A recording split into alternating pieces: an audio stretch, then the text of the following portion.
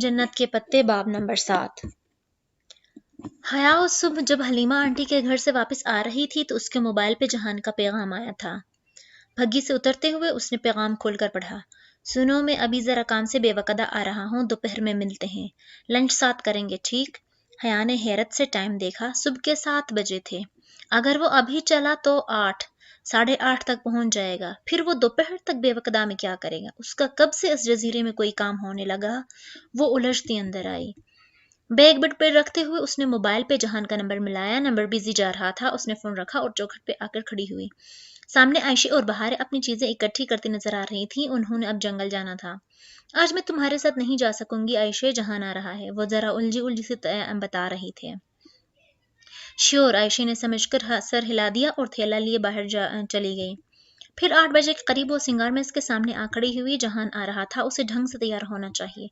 उसने हल्के हल्के नम बालों में ब्रश फेरा। फिर एक दराज से वो थैली निकाली जिसमें उसका तीसरा मोती रखा था।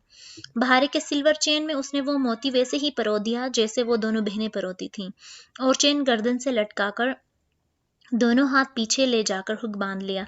तंग जंजीर गर्दन से चिपक गई थी और दरमियान में अटका मोती मजीद चमकने लगा था। अब उसने फिर से जहान का नंबर मिलाया। घंटी जा रही थी। हेलो, जहान बोला तो पीछे बाजार का मखसूस शोर था। बहुत से बंदे एक साथ बोल रहे थे। जहान, तुम पहुंच गए? हाँ, मैं तुमसे दोपहर में मिलता हूँ। तो तुम दोपहर तक क्या करोगे इधर? मैं वो जरा रुका।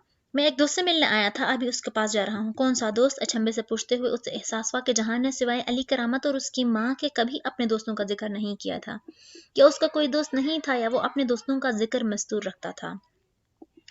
है कोई तुम नहीं जानती? अच्छा, मैं फारिग होकर कॉल करता हूँ। वो अजलत में लग रहा था। ओके, उसने फोन कान से हटाया। फिर सोचा कि लंच पर ही पूछेगी, क्योंकि वो जहान को उस सफेद महल में नहीं बुलाना चाहती थी। जल्दी से फोन कान से लगाकर हेलो जहान कहा कि मबाद उसने फोन बंद ना कर दिया हो। जहान भी फोन बंद करने के बजाय कान से हटाकर दूसरी तरफ किसी से बात कर मसरूफ था। उसने यकीनन हया का हेलो नहीं सुना था। वो तुर्की में कुछ कह रहा था, कोई मुबहम सा फ़करा जिसमें हया को सिर्फ ओतल ग्रेन समझ में आ गया था। साथ ही राब्ता मुनक़ता हो गया। ओतल ग्रेन यानी होटल ग्रैंड। जहान ने होटल ग्रैंड का जिक्र किया, यानी वो होटल ग्रैंड जा रहा था। वो हैरान होने के साथ साथ परेशान भी हो गई। क्या जहान को इल्म नहीं कि अब्दुर्रहमान पाशा का होटल है? और पाशा तो अब बेवकदा वापस आ गया है। लोग अमूमन रेस्टोरेंट्स में ही मिलते हैं, इसलिए उसने यकीनन अपने दोस्त को वही मुकाम बता दिया होगा। और जहान तो सिरे से इसे अब्दुर्रहमान पाशा को नहीं मानता था। फिर अच्छा, छोड़ दो सब, दोपहर में उसी से मिलना तो पूछ लेना। सारे ख्यालात जहन से झटकती वो पजल बॉक्स लेकर उठी और स्टडी में आ बैठी। कुछ देर तो वो पजल बॉक्स को उलट करके देखती रही। फिर एकदम एक नहज पे पहुंचकर वो बॉक्स मेज पर रखकर उठी और तेजी से सीढ़ियां फलांगती नीचे आई। जर्द लंबे फ्रॉक पे उसने भूरा स्टॉल शानों के गिर्द सख्ती से लपेट लिया। बाल यूं ही खुले रहने दिए और पर्स में काले मिर्च का स्प्रे रखकर वो बाहर निकल आई। उसे मालूम था कि अब वो जब तक जहान को होटल ग्रैंड को देख लेगी उसे बेचैनी रहेगी। अब चाहे उसके लिए उसे तन्हा क्यों न सफर करना पड़े। वैसे भी जजीरा छोटा सा था। होटल ग्रैंड और उसके अकबी फूलों की मार्केट उस महल से करीबन 15 मिनट की हॉर्स राइड पे थी, मगर बंदरगाह से उसका जगह 5-10 मिनट ऊपर था। क्या तुम मुझे 10 मिनट में फूलों की मार्केट पहुंचा सकते हो? उसने 5 लीरा के 2 कड़ाकड़ नोट भगीबान के सामने कर दिए और संजीदगी से पूछा। भगीबान ने उन नजर नोटों को देखा और दूसरी नजर उस पर डाली। तमाम ओके। अगले ही लम्हे उसकी बगी के दोनों घोड़े पथरीली सड़क पे दौड़ रहे थे। वो एक लंबी सीधी सड़क थी जो दो रवैया दरख्तों से घिरी थी और उसके आखिर सिरे पे होटल ग्रैंड की बुलंदोबारा इमारत खड़ी थी। इमारत के पीछे साहिल था, गोवो यहाँ से नजर नहीं आता था।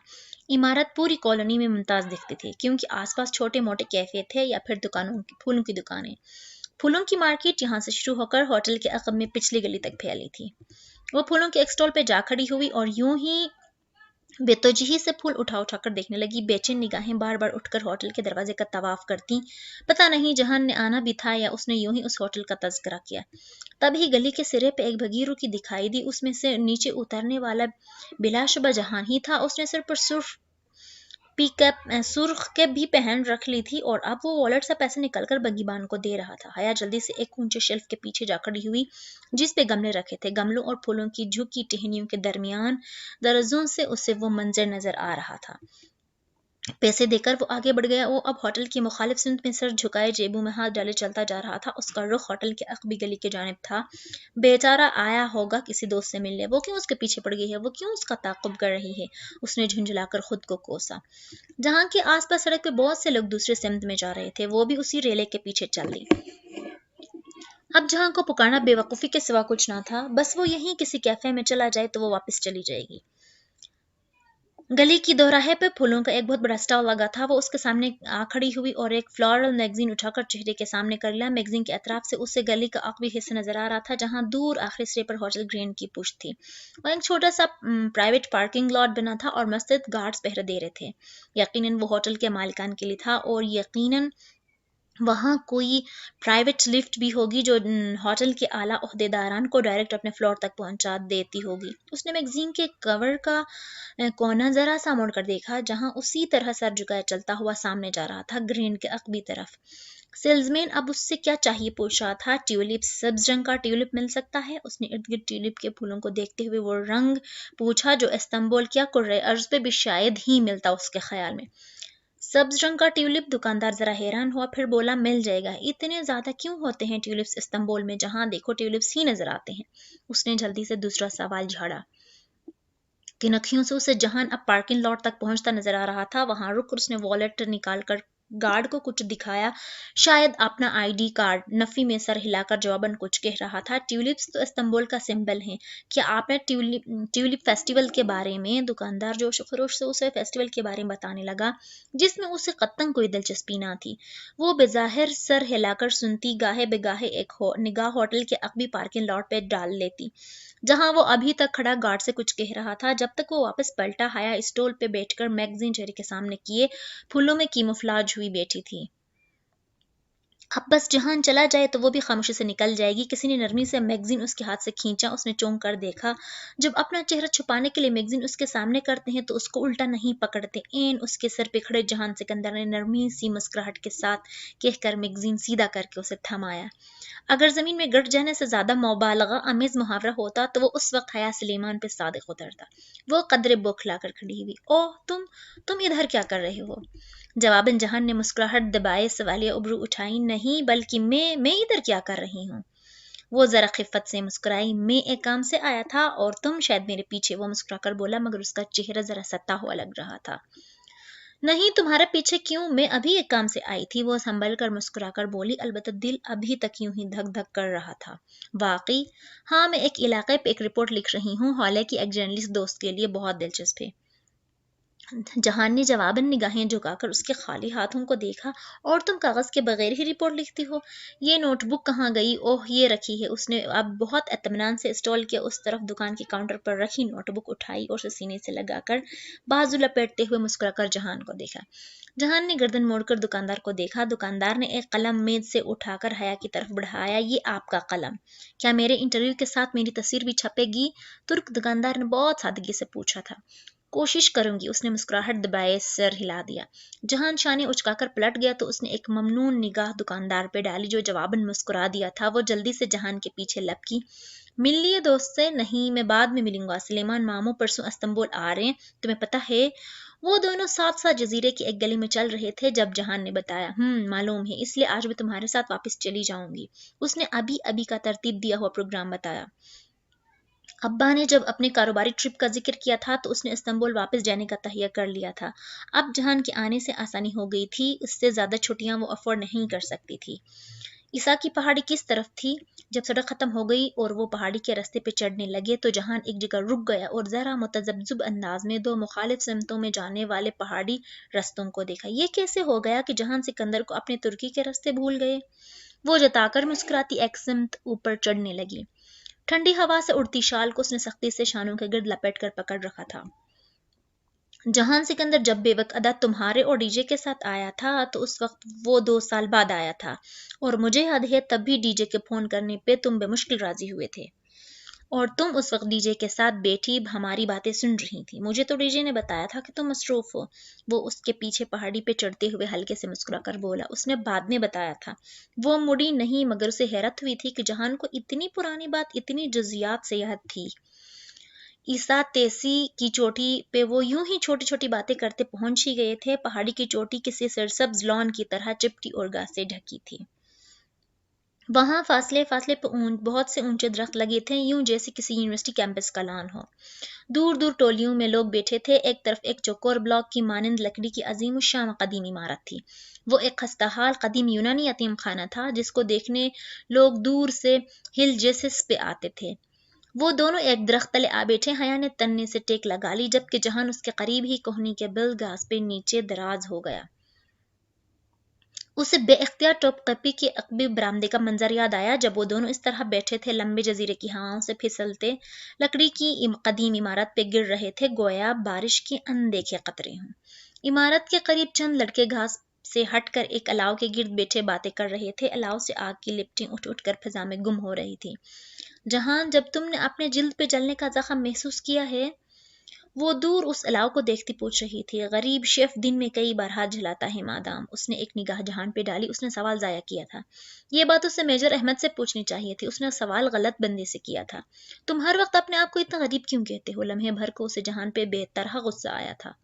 इस्तकलाल स्ट्रीट में तुम्हारा रेस्टोरेंट है, जहांगीर में तुम्हारा घर है, और जिस रोज हम पाकिस्तान में आए थे मैंने देखा था एक से बढ़कर एक कीमती गैजेट तुम्हारे कमरे में रखा था।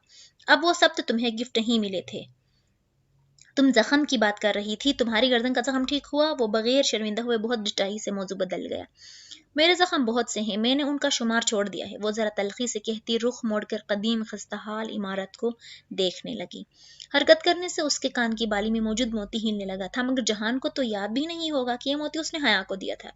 तुम्हारी रिपोर्ट कहाँ तक पहुंची? वो मुस्कुराहट दबाए उसे देखते हुए पूछने लगा, जैसे उसे अभी तक यकीन नहीं हो कि हया इत्तेफाक से फूलों की मार्केट में थी। बहुत दूर तक। सुनना चाहोगे? हाँ, तुमने इस बेचारे दुकानदार से फूलों के मुतल्लिक कौन सा राज़ो गुलवाया था? जरा मैं भी तो सुनूं। वो कोहनी के बिल जरा ऊपर को होकर बैठे हुए बोला, मैं फूलों के मुतल्लिक नहीं, अब्दुर्रहमान पाशा उसके गुमशुदा भाई और होटल ग्रैंड के मुतल्लिक रिपोर्ट लिख रही हूँ। और जिंदगी में पहली बार उसने जहान के चेहरे से रंग उड़ता देखा। वो एकदम सीधा होकर बैठा। तुम मजाक कर रही हो? नहीं, मगर अब ये मत कहना कि इस्तांबुल में अब्दुर्रहमान पाशा नामी कोई बंदा नहीं। वो है, और वो होटल ग्रैंड का मालिक है। लेकिन तुम जानते हो उस होटल का असल मालिक कौन था? जहान ने जवाबन सवाल नहीं किया। वो बिना पलक झपके उसे देख रहा था। उसका छोटा भाई, अब्दुर्रहमान का एक छोटा भाई था, जो अचानक 1.5 साल कबल मंजर आम से गायब हो गया। अगर वो आज इधर होता तो अब्दुर्रहमान पाशा इतना मजबूत और नाकाबिल शिकस्त ना बना बैठा होता। मैं वजह तलाश कर रही हूँ जिसके बायस उसका भाई यूं रोपोश हुआ है। तुम ये सब जानकर क्या करोगी? वो बहुत उलझन से उसे देख रहा था। मैं ये स्टोरी हॉले को दूंगी और वो अपनी सहाफी दोस्त को। यूं मासूम सी ये कहानी अखबार में छपेगी, और अगर ये चीज़ एक दफ़ा मीडिया के हाथ लग जाए तो प्रेशर के बायस या तो अब्दुर्रहमान अपने भाई को ढूंढ निकालेगा या मीडिया। वो बहुत जोश से बोलती जा रही थी। अगर ये इतना आसान होता तो पहले ही कर चुका होता। और तुम उसके भाई को मंजर आम पे लाकर क्या करोगी?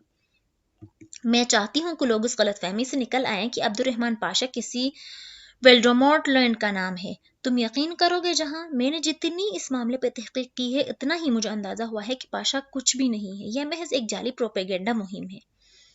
बाज लोग खुद को ताकतवर कहलाकर अपनी अना को तस्कीन पहुंचाते हैं। मैं कानून पढ़ रही हूँ, मुझे इन बारीकियों का पता है। अच्छा हुआ तुमने बता दिया। तुम कानून पढ़ रही हो, वरना मैं अब तो भूल ही चुका था।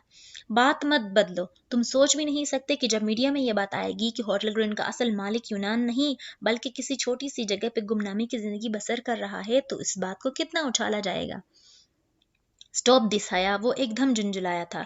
तुम क्या जरूरत है तुम्हें पुराने मसले में पड़ने की? जरूरी तो नहीं है कि पाशा अपने भाई को निकाला हो सकता है वो खुद गया हो सकता है उन दोनों के दरमियान कोई सेटलमेंट हो। हजार मुमकिनात हो सकती हैं। और हो सकता है उसने खुद अपने भाई को वापस आने से रोक रखा हो। अगर अखबारात इस खबर को उछालेंगे तो अब्दुर्रहमान पाशा की इस खुद साख्ता शोहरत के गुब्बारे से सारी हवा निकल जाएगी। वो बहुत मज़े से बोली थी। फिर जहान के तासुरात देखकर अचंभा हुआ। वो बहुत मुस्तरिब और खौफजदा सा लग रहा था। अब्दुर्रहमान पाशा को कोई फर्क नहीं पड़ता, पड़ेगा तो उसके भाई को हया। बहुत से लोग नई जिंदगियां शुरू कर लेते हैं। वो खुद ही अपनी पुरानी जिंदगी में नहीं लौटना चाहते। इस तरह उसको एक्सपोज करके तुम उसकी जिंदगी मुश्किल में डाल दोगी। खामखा मत पड़ो उन लोगों के मसलों में। चलो चलते हैं, मुझे काम पे वापस भी पहुंचना है। वो एकदम उठ खड़ा हुआ। उसके अंदाज में वाज़े इज़्तिराब था।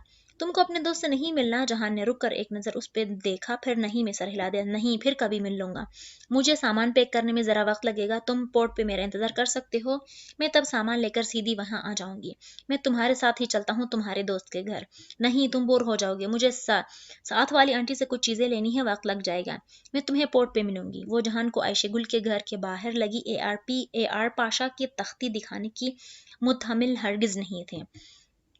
اوکے، اس نے زور نہیں دیا، وہ شانے اچکا کر سر جھکائے نیچے اترنے لگا۔ وہ کسی اور بات پہ الجھا ہوا لگ رہا تھا۔ گھر آ کر اس نے جلدی جلدی سامان پیک کیا، فون کر کے عائشہ سے معذرت کی اور دوبارہ آنے کا وعدہ کر کے ابا کی آمد کا بتا کر جب وہ اپنا بیگ لینے نہایت عجلت میں بندرگاہ جانے کے لیے نکلی تو اسے بھول چکا تھا کہ اس کا پازل باکس اوپر اسٹڈی کی میز پہ پڑا رہ گیا ہے۔